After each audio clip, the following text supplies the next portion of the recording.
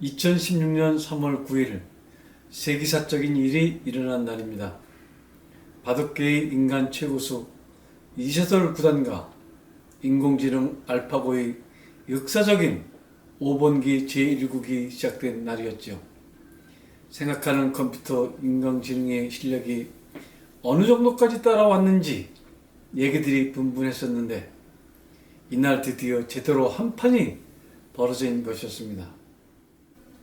대회가 벌어지기 전날까지만 해도 이세돌 구단은 인공지능 알파고가 한두 판 건지면 다행하니까 예측하는 등 다소 여유로운 표정을 지었습니다. 그러나 제1국이 시작되면서부터 이세돌의 표정은 금세 어두워지는 것이었습니다. 바둑도 권투와 비슷해서 처음 몇 수만 두어보면 상대가 센지 약한지를 금방 알아보게 되어 있습니다. 이세돌과 알파고가 약 28수 정도를 두었는데 이세돌은 벌써 상대가 세다는 것을 느끼는 것이었습니다. 타이슨 앞에선 일반 권투 선수들처럼 천하 이세돌 구단이 알파고한테 초전부터 주눅이 들었던 것입니다. 중반에 들어 알파고의 승부수 102수가 터져 나왔는데 이세돌은 국후 복귀해서 이 수만은 웬만한 기력 갖고는 들 수 없는 최고 수준의 승부수였다고 평해주는 것이었습니다. 또한 한국 프로 기사들의 검토시에서도 상대에게 작은 집 정도를 먼저 내주고 손을 빼 결정적 승부수를 날린 수로서 이 수는 신의 경지가 아니고서는 감히 들 수 없는 고도의 계산력이 뒷받침된 수라는 평이 이어졌습니다. 제1국, 1국은 알파고의 승리로 끝났고 이세돌이 상대가 세다는 것을 인정하자 세계 바둑계는 그야말로 충격에 휩싸이는 것이었습니다. 이어 그 다음날 제2국 알파고 승, 또 다음날 제3국 알파고 승, 전체 대회는 제4국만 이세돌이 이기고 1승 4패로 이세돌이 인공지능에게 무릎을 꿇는 것으로 결론이 났습니다. 머리 쓰는 게임, 수학과 물리학, 전자공학 모든 거 다 통틀어 아주 미세한 데까지 머리를 써서 누가 마지막까지 반집이라도 이기는지를 겨루는 인간 최고의 머리 굴리는 게임 바둑 분야에서 인간이 생각하는 컴퓨터 인공지능에게 결국 항복 문서를 쓴 것입니다.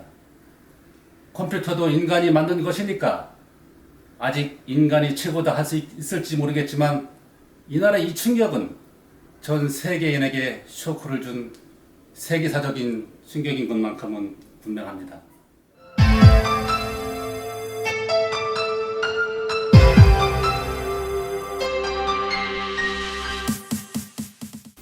기시를 따지고 보면 인간이 기계에 지는 것은 어제 오늘의 일이 아닙니다. 인간이 아무리 힘을 써도 포클레인의 힘을 당하지 못하며 아무리 날고 싶어도 비행기를 이기지 못합니다. 오래 헤엄치기로는 잠수함을 못 따르며 단단한 바위를 부수는 것도 토목장비 브레이크를 당해내지 못합니다. 그러나 그래도 머리 굴리는 영역에서만큼은 아무려면 기계한테 지랴 싶었던 것인데 이 성역이 깨어진 것이었습니다. 인간의 자존심이 무너진 것이며 이렇게 되면 항차 인류 문명이 어떻게 될지 인간이 기계에게 이젠 종속되진 않을지 걱정해야 하는 일이 생긴 것입니다. 바둑이 세진다는 것은 무슨 뜻일까요? 그것은 한판의 바둑, 상대와의 영토 전쟁 게임을 하는 데 있어서 기행 능력이 커진다는 것을 의미하는 것이죠.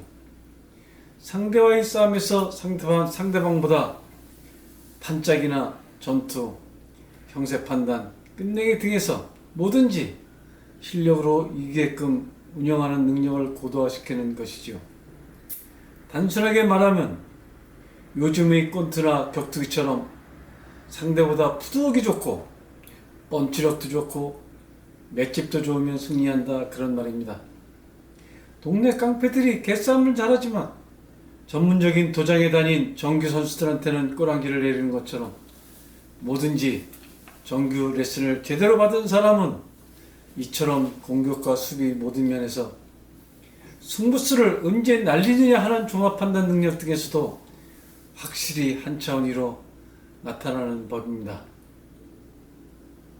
바둑에서도 기본적인 정석 정도는 외워야 최소 10급 정도로 올라갑니다.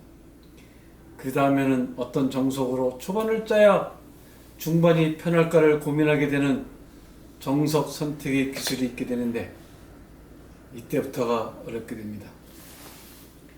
정석의 가지수가 대략 50에서 150개 정도는 되는데 어떤 정석으로 상대를 대하느냐에 따라서 벌써 실력 차이가 나게 되어 있습니다. 바둑은 서로 한 수 한 수씩 공평하게 번갈아 두는데 정석을 모르는 사람과 정석을 아는 사람이 붙으면 백발백중 모르는 사람은 초반에 KO패 당하게 되어 있습니다.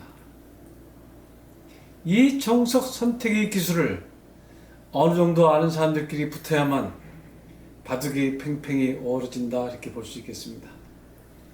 이때쯤 되면 대략 5급에서부터 아마 2, 3단 정도는 돼 있지 않나 이렇게 볼 수 있겠습니다.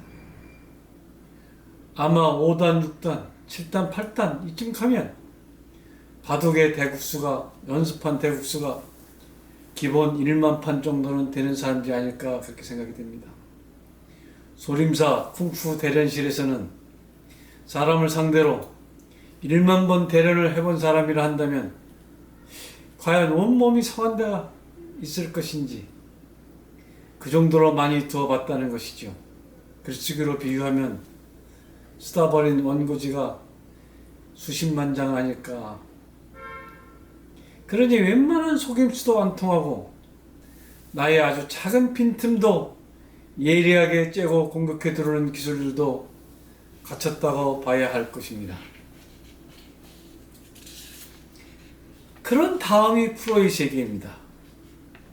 프로의 세계는 골프로 치면 백티라고 하나 아주 최고 먼 거리에서 치면서 최소 5언더에서 2오버 정도의 범주에 있는 사람들입니다. 거의 귀신의 경지에 들어가 있는 사람이 프로들입니다. 아마추어들로서는 경이로운 대상들입니다. 바둑판 앞에 선 프로들은 바둑판 위에서 벌어지는 웬만한 경우의 수들은 거의 꿰차고 앉아있는 사람들이라 하겠습니다. 동네 귀원에 프로가 나타나면 나이가 80인 할아버지도 깍듯하게 어린 프로를 예우해 주는 것이 이 사람은 우리와는 차원이 다른 신의 세계에 있던 사람이다 하는 뜻이 아니겠습니까? 그런데 이런 프로들 세계에서도 또 등급차가 있으니 바둑의 세계도 무궁무진합니다. 한국기원 소속 프로기사가 국회의원 수와 비슷한 300여 명 선에 이르렀다고 합니다. 이 중에서 상위 50위권 이내 선수가 되기 위해서 오늘도 많은 프로기사들이 연구실 생활을 게을리하지 않고 있습니다. 150위권 기사들도 엄청 연구를 많이 한다고 합니다. 그러니 한국 랭킹 5위권 이내 기사들은 쉽게 말하면 귀신들 중에 귀신들이니 참 얼마나 대단한 것이겠습니까? 한국도 이럴진데 중국은 어떨 것이며 일본 또한 어떻겠습니까? 이런 데서 우승한 조훈현, 서봉수, 이창호, 유창혁, 이세돌 이런 레벨들이었으니 여자 골프로 치면 박세리, 박인비급이 아니었을까 싶습니다. 그랬던 세계 최고수급 이세돌이 인공지능 알파고에게 무릎을 꿇었으니 그 충격이 얼마나 대단한 것이었는지 상상이 가지 않습니까? 한 뛰어난 천재적 인간이 평생을 두고 머리 굴리기 훈련을 통해 세계 최고수의 반열에 오른 그것을 생각하는 컴퓨터, 인공지능 알파고가 단숨에 뛰어넘어 버렸다는 것은 미래의 우리 인간 사회가 어떻게 변할지를 가늠해보는 충분한 일이 되었을 것입니다. 이제부터는 인공지능을 통해 로또 복권 번호 맞추기도 시도될 것이며, 인공지능으로 포커게임하기, 인공지능으로 재판 표준 판결문 만들기, 인공지능으로 부동산 사고 팔기, 인공지능으로 주식하기, 인공지능으로 논문 쓰기, 인공지능으로 의회 운영하기 등 과거엔 상상도 못했던 일들이 펼쳐지게 될 것입니다. 인공지능이 문명의 대사를 장악할 것입니다. 과거의 선생님들이나 교수님들의 지적 권위가 붕괴될 것이고, 교회나 성당, 사찰들의 상징적 권위도 비칠 잃을 가능성이 크겠습니다.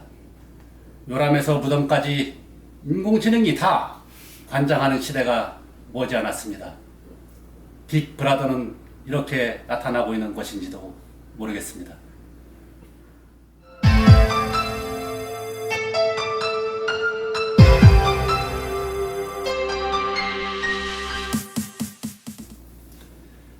이러한 인공지능은 어떻게 만들어진 것일까요? 2004년 구글은 전 세계 도서관에 있는 책들을 모두 스캔해서 전자문서 형태로 바꾼 뒤 이를 저장하는 구글 라이브러리 프로젝트를 시작합니다. 전 세계에 있는 도서들 약 2천만 권 정도를 한 10년에서 15년 정도 잡고 다 읽어버리는 것이었죠. 스캔한다는 뜻입니다. 사람이 책을 읽으면 일평생 얼마나 읽겠습니까? 당신은 1년에 책을 어느 정도나 읽으시는지요? 한 100권? 한 300권? 한 1000권? 그런데 구글 컴퓨터는 자그마치 1년에 약 100에서 200만 권 정도씩 읽겠다고 한 것입니다. 스캐닝 한다는 것은 복사만 하는 것이 아니고 구글 중앙 컴퓨터에 그 책의 내용을 기억장치에 저장하겠다는 것이니 복사되는 즉시 기억에 들어간다 하는 얘기가 되겠습니다. 책의 내용을 기억한다? 이렇게 해서 법적인 우여곡절은 있었으나 구글 검색 기능이 완성되어 가는 것이었습니다. 구글 검색 기능 위키페디아는 현대판 브리테니카 백과사전이 되었습니다. 전 세계에 있는 도서들 2천여만 권을 기억장치에 저장시키겠다는 구글팀이니 전 세계에 있는 바둑 최고수들의 바둑 기보 1만 판 정도 저장하겠다는 것은 일도 아니었을 것입니다. 웬만한 프로들도 평생 10만 판 정도는 두는 배국을 하니까 인공지능 알파고도 약 100만 판, 500만 판 정도를 입력해 놓으면 무엇이든 다 대처가 될 수 있었겠죠. 구글에서 라이브러리 프로젝트에 이어 세계 사람들에게 충격을 준 바둑 최고수 만들기 알파고 프로젝트는 이렇게 해서 탄생된 것입니다. 빨리 읽고 읽는 것들을 기억해내 응용까지 해내는 기계가 탄생하는 것이었습니다. 알파고의 의미는 바로 이런 것입니다. 구글 라이브러리를 통해서 이제는 어쩌면 모든 문장들에 대해서 참과 거짓, 판단할 수 없음, 이세 범주로 명제들을 나눌 수 있게 되었다는 뜻이기도 합니다. 어떤 명제의 진리값이 참 몇 프로, 거짓 몇 프로로 이렇게 평가될지도 모르겠습니다. 바둑에 와서도 어떤 수를 두게 되면 이길 확률 몇 프로로 표출돼 나오는 것과 비슷할 수 있는 것처럼요. 이 세상의 모든 명제들의 진리값을 확률로 표시해주는 기계라. 여러분 흥미롭지 않으십니까? 그동안 하나님 나라에서 이런 일을 해 주어야 하는데 오늘날까지도 이것은 이것이다, 저것은 저것이다, 어떤 논평 한번 내는 게 없었거든요. 그런데 구글에서 그것을 하겠다는 것이었습니다. 이래서 사람들이 구글 신이 나타났다고 이야기하는 것인지도 모르겠습니다. 구글 신이 나타나게 된 전자나 양자의 세계에 대해서는 따로 이 시간을 두고 설명할 기회가 있겠습니다. 세월이 많이 지난 뒤 더 놀라운 세계를 눈으로 직접 확인한 그 어떤 시대로 가게 되면 알파고도 초기 낭만파 시대의 일이다 하는 회고가 나올지도 모르겠습니다. 구글의 창업자 중 한 사람인 커즈와일 박사만 해도 2045년쯤 가면 우리 뇌의 신체적 기능과 뇌에 이식된 컴퓨터 칩의 물리적 기능이 혼합된 뒤 역전된 특이점의 시대, 즉 신체의 뇌 기능은 죽었는데 컴퓨터의 뇌 기능은 살아 거꾸로 인공의 육체들의 신호를 보내는 영생불멸의 신인류가 탄생할 수 있다고도 하고 있습니다. 전자컴퓨터에서 양자컴퓨터를 향해 가고 있는 요즘, 지식이란 무엇이고 우리들에게 역사란 무엇이고 참과 거짓이란 무엇인가에 대하여 많은 생각을 하게끔 현대과학이 화두를 던져주고 있습니다. 구글 라이브러리는 자연스럽게 비교 종교학, 비교 역사학, 비교 철학, 비교 문화학, 비교 건축학, 비교 법학 등 전 세계에서 벌어진 수많은 문장들의 비교를 통해서 공통적인 원형과 부분적인 변형들, 양념들을 종합적으로 분석해 나가고 있는 중입니다.